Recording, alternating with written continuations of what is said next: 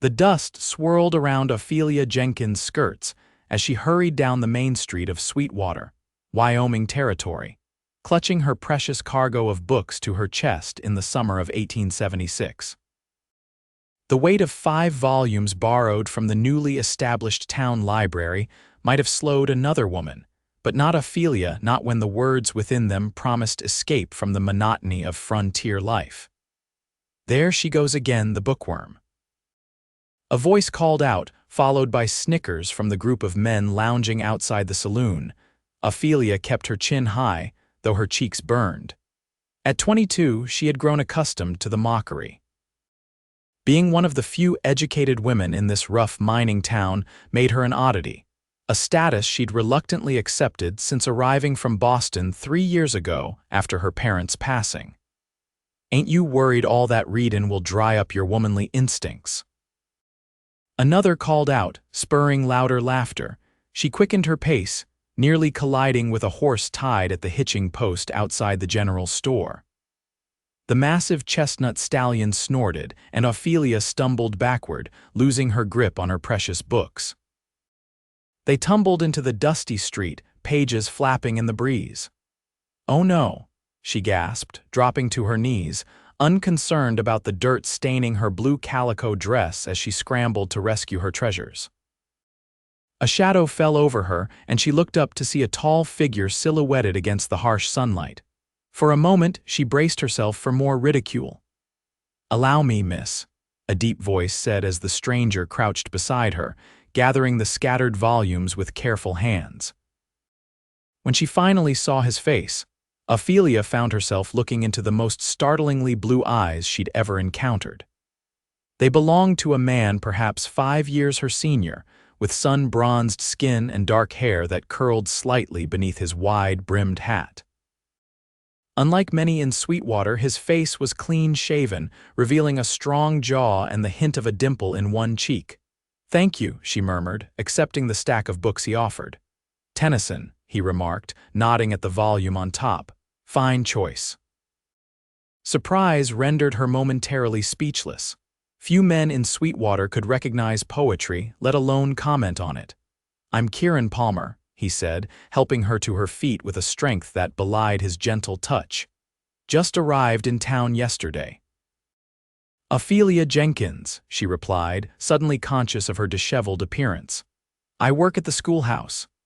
The men outside the saloon had gone quiet, watching the interaction with undisguised interest. "Those fellows bothering you?" Kieran asked, his voice low. "Nothing I'm not used to," Ophelia replied, attempting a smile that didn't quite reach her eyes. Kieran frowned. "Being accustomed to something doesn't make it right." He glanced at the books in her arms. "A love of reading is to be admired, not ridiculed." Before she could respond, a commotion erupted further down the street. The sheriff was racing toward the bank, gun drawn. Kieran's posture changed instantly, his hand moving toward his hip where Ophelia now noticed a holstered revolver. "You'd best get inside somewhere safe, Miss Jenkins," he said, his expression grim. "Trouble's brewing." Without waiting for her response, he strode toward the commotion, his long legs carrying him swiftly down the street. Ophelia hesitated only briefly before seeking shelter in the general store, where other townspeople were already gathering at the windows, watching as 3 masked men burst out of the bank, guns blazing. The sheriff dropped to one knee, returning fire, while Kieran Palmer took cover behind a water trough, drawing his weapon with practiced ease. "Who is that?" Mrs. Peterson whispered beside Ophelia. "Kieran Palmer," Ophelia answered, her heart racing as she watched him exchange fire with the bank robbers. "He's new in town." "That's no ordinary drifter," Mr. Wilson, the store owner, observed. "That's a man who knows his business with a gun." One of the robbers fell, clutching his leg. Another stumbled back into the bank, while the third made a desperate dash for the horses tied nearby. Kieran's shot caught the man's shoulder, spinning him around before he collapsed in the street. Within minutes, the attempted robbery was thwarted. The sheriff approached Kieran, and the 2 men spoke briefly before shaking hands.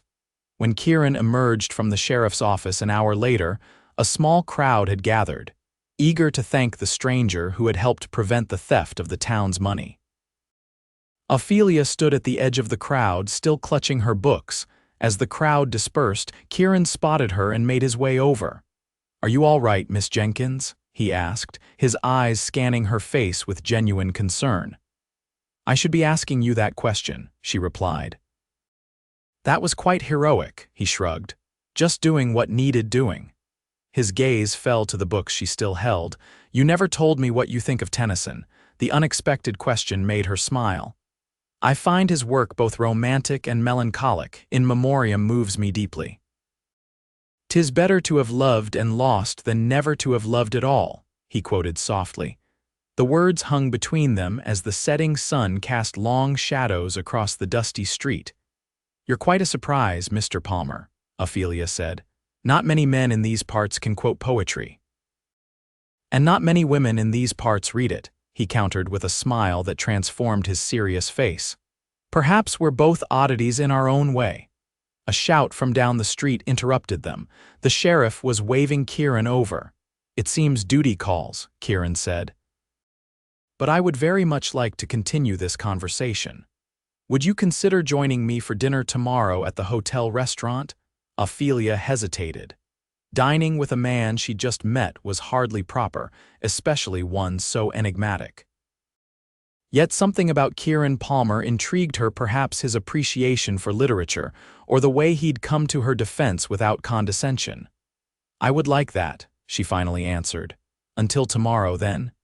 He tipped his hat and turned to join the sheriff. As Ophelia walked home to her small rented room above the milliner's shop, she found herself thinking less about Tennyson's poetry and more about a pair of blue eyes and the man who'd noticed her books before her face. The following day passed with excruciating slowness. Ophelia found herself distracted as she taught the town's children their lessons, her thoughts repeatedly drifting to her impending dinner with the mysterious Kieran Palmer. By 6 o'clock, she had changed into her best dress, a forest green creation with modest lace trim that she'd saved for special occasions. She pinned her auburn hair into a simple but elegant style and added a touch of rose water to her wrists. The hotel restaurant was the finest establishment in Sweetwater, which wasn't saying much compared to the dining establishments in Boston, but it was clean and respectable.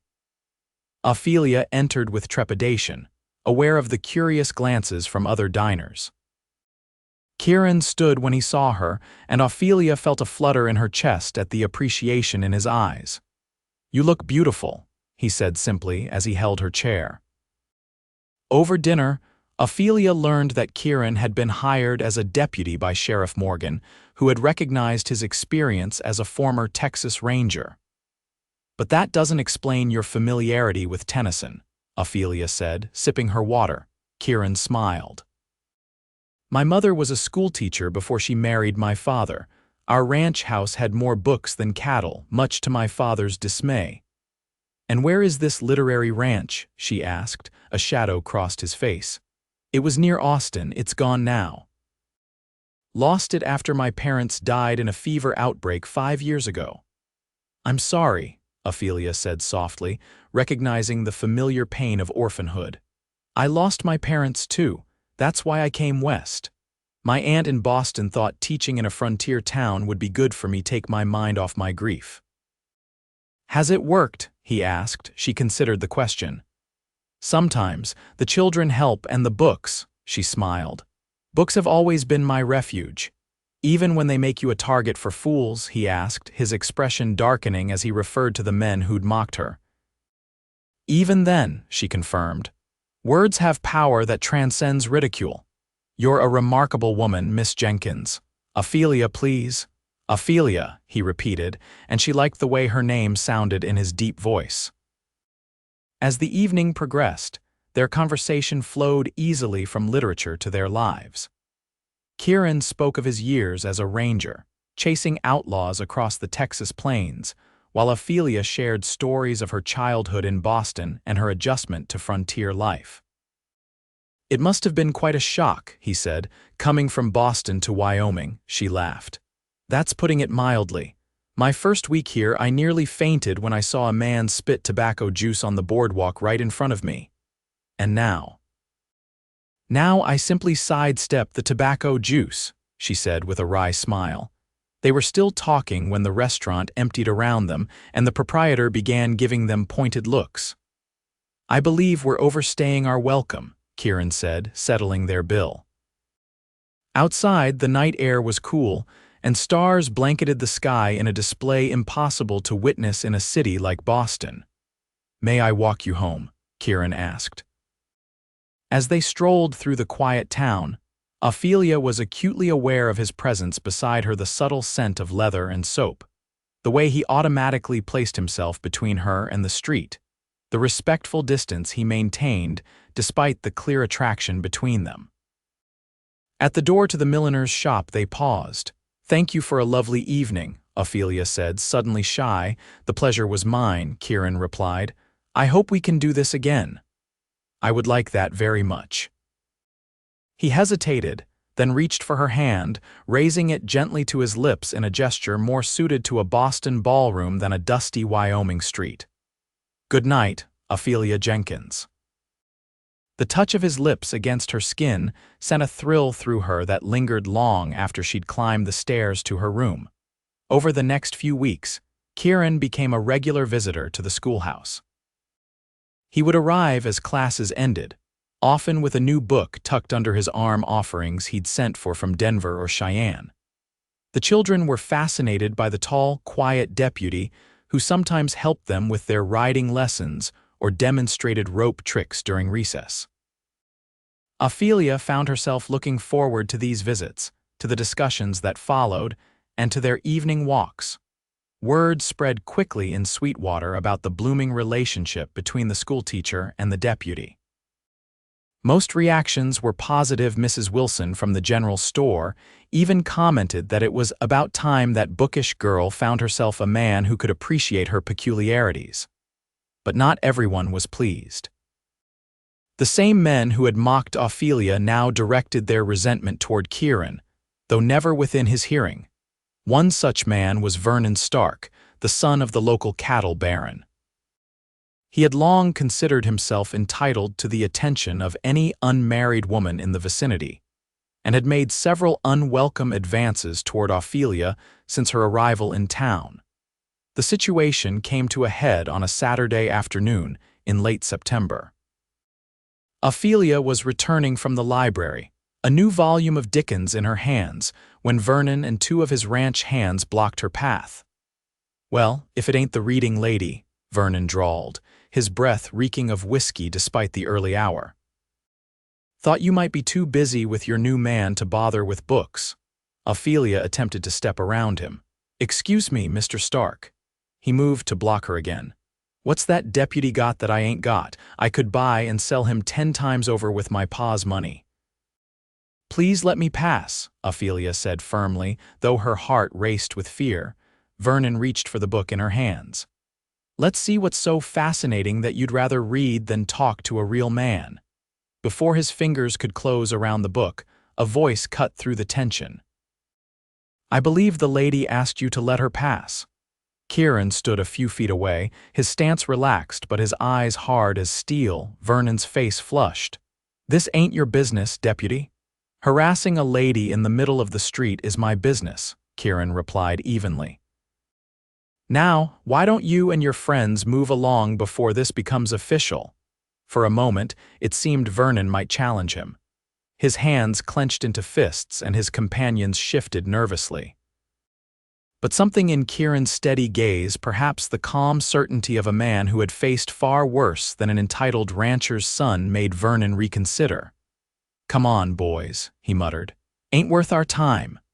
As they skulked away, Ophelia released the breath she'd been holding. "Are you all right?" Kieran asked, moving to her side. "Yes, thanks to you." She looked up at him. "Though I fear I've become a source of trouble for you." Kieran's expression softened. "You're worth any trouble that comes my way, Ophelia." The sincerity in his voice made her heart skip. Before she could respond, he continued. "Would you join me for a ride tomorrow? There's a place outside of town I'd like to show you." The next day dawned clear and crisp. Ophelia dressed in her riding skirt and jacket, a practical outfit she'd acquired after numerous dusty trips between neighboring homesteads to teach children too far from town to attend the schoolhouse regularly. Kieran was waiting at the livery stable with 2 saddled horses, his chestnut stallion and a gentle bay mare for Ophelia. They rode out of town, heading west toward the foothills that marked the beginning of the mountain range. After an hour's ride, they came to a small valley nestled between rocky outcroppings. A clear stream ran through meadows dotted with late-blooming wildflowers, and a stand of aspen trees shimmered golden in the autumn light. "It's beautiful," Ophelia breathed as they dismounted. Kieran spread a blanket beneath one of the aspens and produced a picnic lunch from his saddlebag. As they ate, he told her how he discovered this place while tracking a group of rustlers shortly after arriving in Sweetwater. "It reminded me of a spot near our ranch in Texas," he explained. "My mother used to take me there to read on summer afternoons." Ophelia tried to picture a young Kieran sprawled in the grass with a book, and the image made her smile. "What did you read?" "Everything I could get my hands on," he said. "Adventure stories were my favorite as a boy. Cooper, Dumas, Scott, later it was history and philosophy, and poetry. That was my mother's influence." His smile turned wistful. "She believed poetry was necessary for the soul." "A wise woman," Ophelia said softly. After they'd eaten, they sat side by side against the trunk of the aspen. Ophelia had brought the volume of Dickens, and she read aloud as Kieran listened, his eyes sometimes on the book, sometimes on her face. When she paused to rest her voice, he took the book from her hands. "My turn," he said, and began to read where she had left off. There was something intensely intimate about hearing him read, the deep timbre of his voice giving life to the words, the way his expression changed subtly with the narrative. Ophelia found herself watching his profile, the strong line of his jaw, the way the dappled sunlight played across his features. When he finished the chapter, he closed the book and turned to find her gazing at him. "What?" he asked with a smile. "I was just thinking how rarely I've met someone who understands the joy of reading," she said. "Most people here see books as a waste of time." "Most people are fools," he replied. "Books are windows to worlds we might never see otherwise.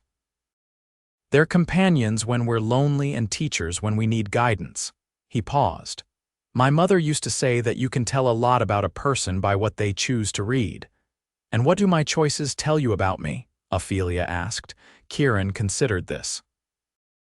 "That you have a romantic soul, but you're practical too, that you value courage and integrity, that you're not afraid to face difficult truths."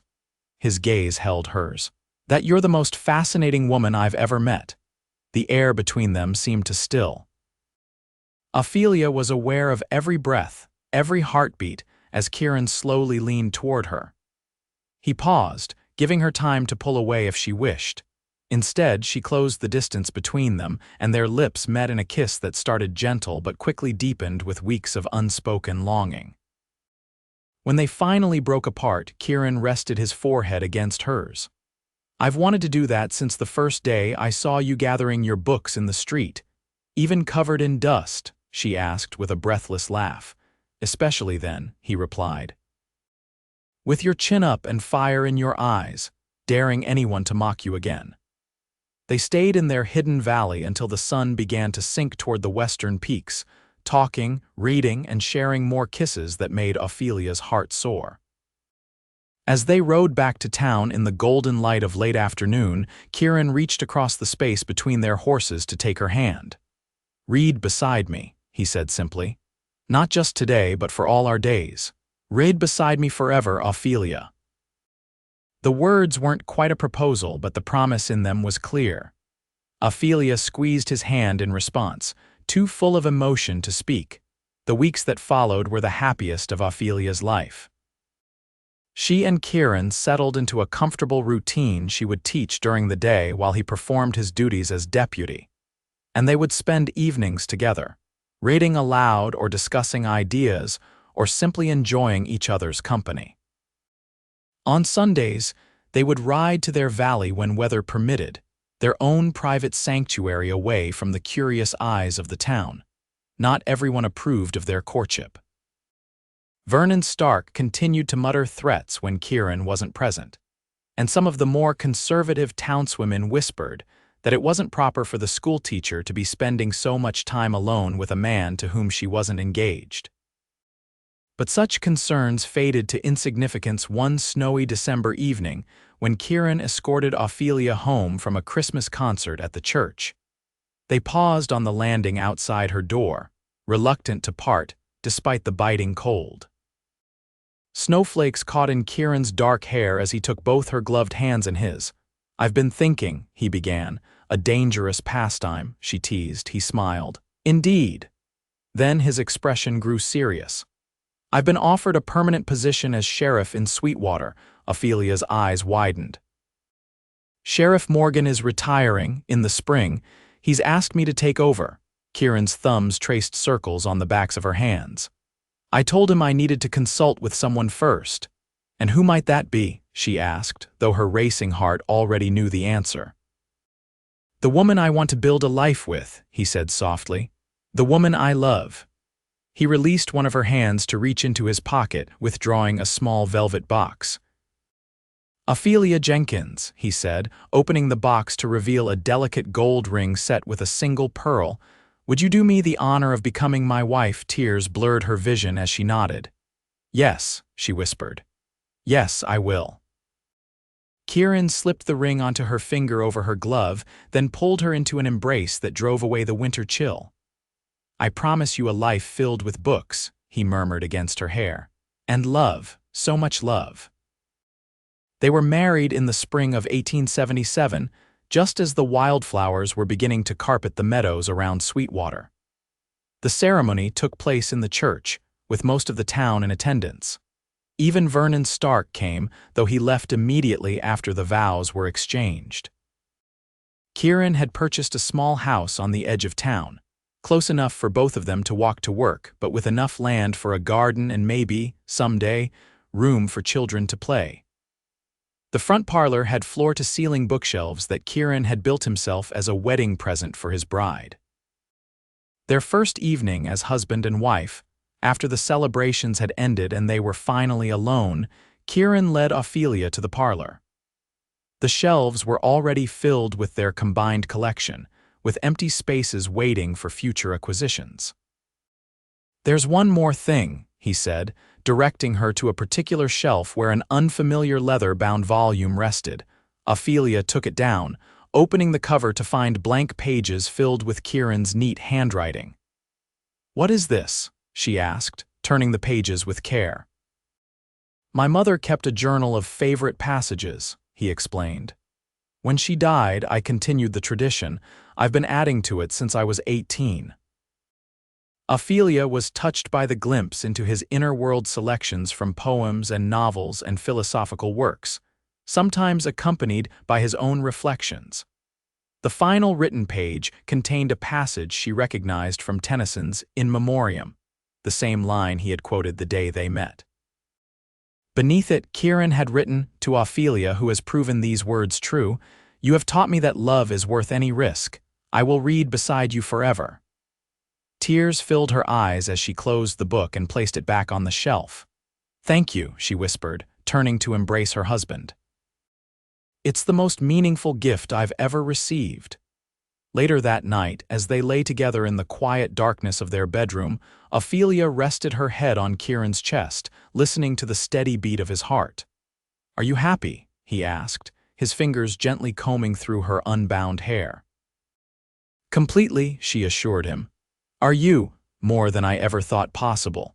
He pressed a kiss to the top of her head. "When I came to Sweetwater, I was just passing through. I never expected to find a home. I never expected to find you." "It seems we were both lost in our own ways," Ophelia mused. "You without roots after losing your ranch, me hiding in books to escape my grief. And now," she smiled in the darkness, "now we're found." Life as the sheriff's wife brought new challenges and joys. Ophelia continued teaching, though now she had the support of a husband who valued her intellect and independence. Kieran proved to be an effective lawman, firm but fair, earning the respect of most of the community. Their home became a gathering place for the more intellectually minded residents of Sweetwater. Ophelia started a reading circle that met twice monthly in their parlor, and Kieran began collecting books for a proper town library. In the winter of 1878, a blizzard swept through the region, stranding travelers and isolating homesteads. Kieran organized relief efforts, leading groups of men through the snow to check on outlying farms and ranches. Ophelia worried constantly during his absences, but kept herself busy by turning their home into a temporary shelter for stranded families. Among them was a young mother named Sarah with infant twins whose husband was away working on the railroad. When Kieran returned from one particularly treacherous rescue mission, half frozen but successful in bringing back an elderly couple from their snowbound cabin, he found Ophelia rocking one of Sarah's babies while reading aloud from A Christmas Carol to the assembled group. The sight stopped him in his tracks. Ophelia with a child in her arms, her voice gentle as she brought Dickens' words to life, the room warm and bright against the howling storm outside. It was a vision of everything he'd ever wanted. That night, as they lay wrapped in each other's arms beneath layers of quilts, he whispered, "You were beautiful today." "I was a mess," she laughed quietly.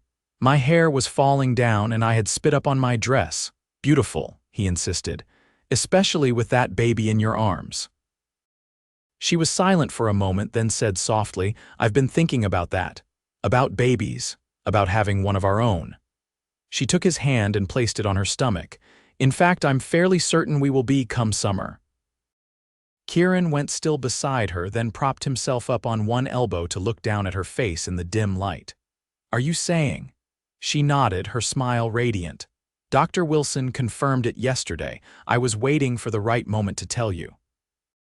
With a joyful laugh, he gathered her in his arms, peppering her face with kisses until she was laughing too.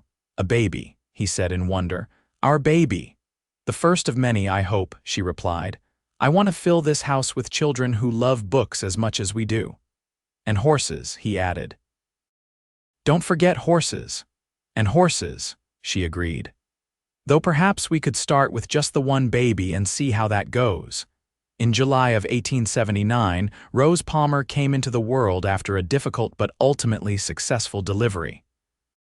She had her father's blue eyes and her mother's auburn hair, and from the start, she seemed to love the sound of her parents' voices as they read to her. Kieran proved to be as adept at fatherhood as he was at maintaining law and order in Sweetwater. He would walk the floor with Rose when she was fussy, sing her old Texas lullabies, and insist that it was never too early to introduce a child to good literature. By the time Rose was 3, she had a brother, James, and the Palmer home was a lively place filled with children's laughter and the occasional chaos that comes with young ones. Ophelia continued to teach part-time, bringing the children with her to the schoolhouse when necessary. She also wrote articles for newspapers in Cheyenne and Denver, carefully crafted pieces about education and literature that were gaining her a modest reputation beyond Sweetwater. Kieran's tenure as sheriff was marked by a gradual taming of the once wild town. The railroad had come through, bringing more families and businesses. The saloons were still there, but they were outnumbered now by churches, shops, and even a proper hotel with a restaurant that served dishes Ophelia remembered from Boston. Vernon Stark eventually left town after his father died, selling the ranch to an Eastern company and moving to San Francisco. His departure removed the last lingering source of tension in Kieran and Ophelia's life in Sweetwater. In the autumn of 1886, 10 years after Kieran had first picked up Ophelia's scattered books in the dusty street, they returned to their special valley for a picnic with their children. Rose, now 7, was already an avid reader who carried books everywhere, despite occasional teasing from classmates. James, at 4, preferred action to reading but would sit still for his father's dramatic retellings of adventure stories. While the children played by the stream under Kieran's watchful eye, Ophelia unpacked their lunch. From her basket, she also withdrew a leather-bound journal similar to the one Kieran had given her on their wedding night. When they gathered to eat, she presented it to him. "What's this?" he asked, running his fingers over the cover. "Open it," she urged. Inside, he found pages filled with her elegant handwriting, not quotations, but her own words. The first entry was dated the day after they met. "I've been keeping a record," she explained as he turned the pages with care. "Not just favorite passages, but our story, how we met, our courtship, our wedding, the children's births, all of it." Kieran looked up at her, his eyes bright with emotion. "This is incredible." "I want our children to have this someday," she said. "So they'll know how it all began with a cowboy who defended a woman's right to carry books." He smiled at the memory. "Best decision I ever made." "Do you remember what you said to me that day we rode back from here the first time?" she asked. "Read beside me forever," he quoted without hesitation. "And have we?" Kieran looked around at their little family Rose with her nose already back in a book as she finished her sandwich. James building a dam of twigs in the shallow edge of the stream. And Ophelia, his beloved wife, still as beautiful to him as the day they met. "Every day," he said, taking her hand and pressing a kiss to her palm. "And we will continue to for all our days to come." As the afternoon sun bathed the valley in golden light, Ophelia leaned against her husband's shoulder, watching their children play. From being mocked as the bookish spinster of Sweetwater to finding a love that celebrated her passion for reading, her life had taken a turn she could never have imagined when she first arrived in this frontier town. "Read to us, Mama," Rose called, running up with her book in hand. "Yes, please," James echoed, abandoning his dam to join his sister. Kieran's arm slipped around Ophelia's waist as she opened the book, their children settling beside them on the blanket. As she began to read, her voice clear and expressive, she caught her husband's gaze and saw in it the same love and admiration that had been there from the beginning, a silent promise that no matter what the future held, they would face it together, side by side, page by page, forever.